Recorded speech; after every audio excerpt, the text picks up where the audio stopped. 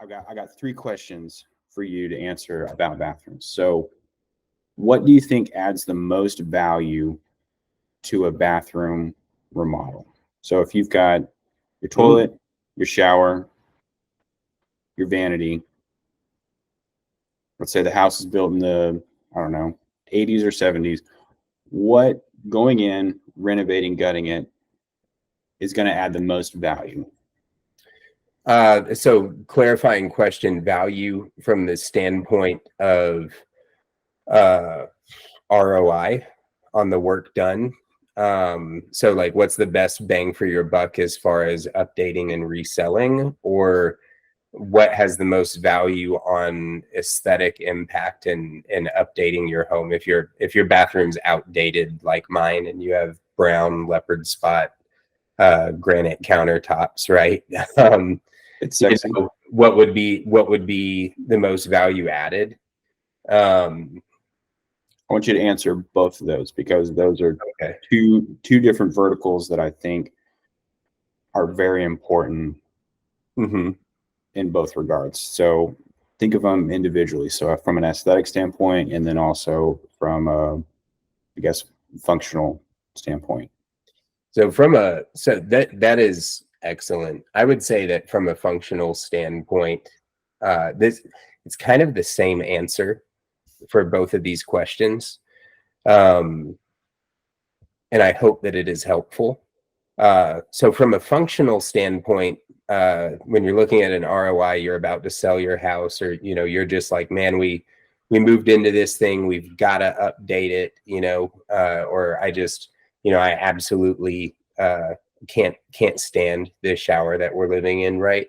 The best thing that you can do is update your aesthetic as far as your design, your colors, your patterns, your materials, right? Do you have a walk-in shower with frameless glass and brushed gold or matte black fixtures with white tile everywhere of varying textures and clean, well-defined lines in your vanity and countertop? Because that is popular. As you look at design trends, just open up Pinterest. Just open up Pinterest and look at what people are looking at and what they like. And it gives you a pretty good idea of what's going in the bathroom. Is it manly to be on Pinterest, or is that something that you just don't ever commit to knowing or showing that they have a Pinterest account? That's a very important question as well. So I would say that for our average customer, I would be concerned if the husband in a relationship is really driving their wife into Pinterest to design their home. I expect that to come definitely more from the wife, especially based on Pinterest's own data on their user demographics. But for myself, I do occasion Pinterest here and there, and I go to my wife and all of her friends and I say, what's trendy? Because I'm an artist, I'm a creative myself, so I have pretty strict things that I like as far as design principles are concerned, in different eras of architecture and whatnot. There's things that I look for that are both functional as well as aesthetic in my own designs. However, what I like is not always trendy, although I am very traditional in that sense.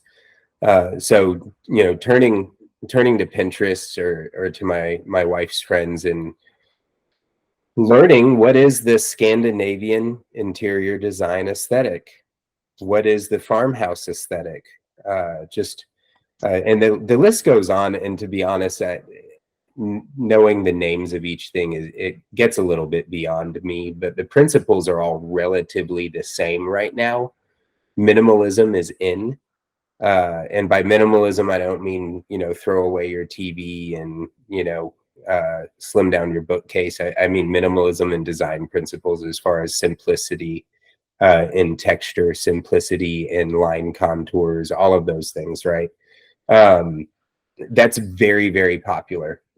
Black and white has become popular. Gray as a neutral has become popular, in lieu of, so like 4 years ago, there was kind of like this turquoise. It was just this gross turquoise color that people started using as an accent in their home. And it was frequently used for shutters, front doors, cabinets. I apologize if you painted your cabinets turquoise, but your home will not sell at this point. It just won't. I've seen it and I've watched them on the market.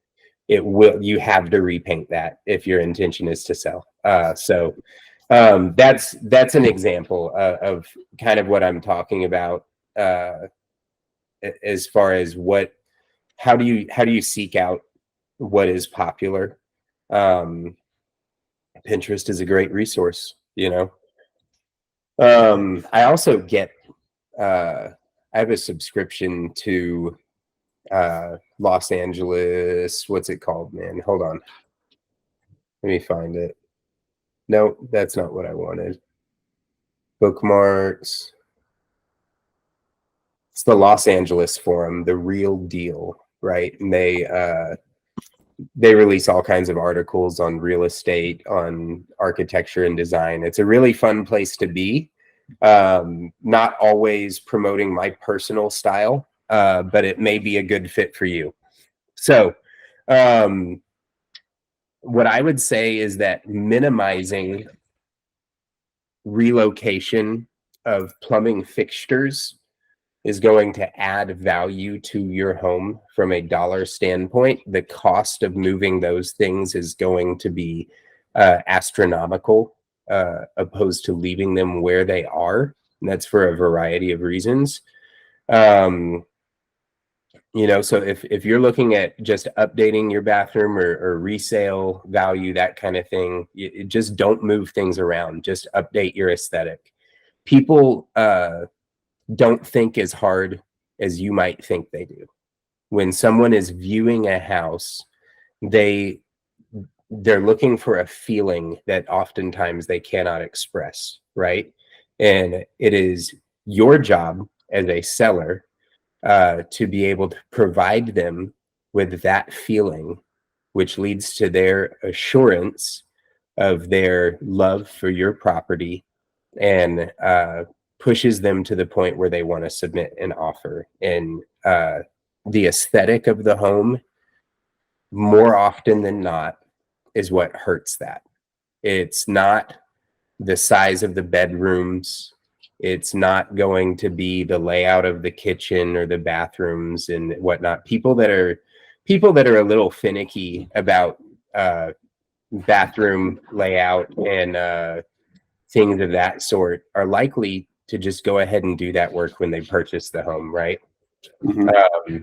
If you hear any crazy noises in the background, my dog Lucy is sprinting in circles around the house, panting. In any event, so that's what you're doing is you're just trying to kind of like bolster your ability to convince people to sell there, Now, if you're an individual who has purchased a home who is unsatisfied with the layout of your bathroom, which we often run into, making changes for your comfort and function is a different matter than saying, I want to make this home attractive to others and I want it to sell. That's a completely different thing.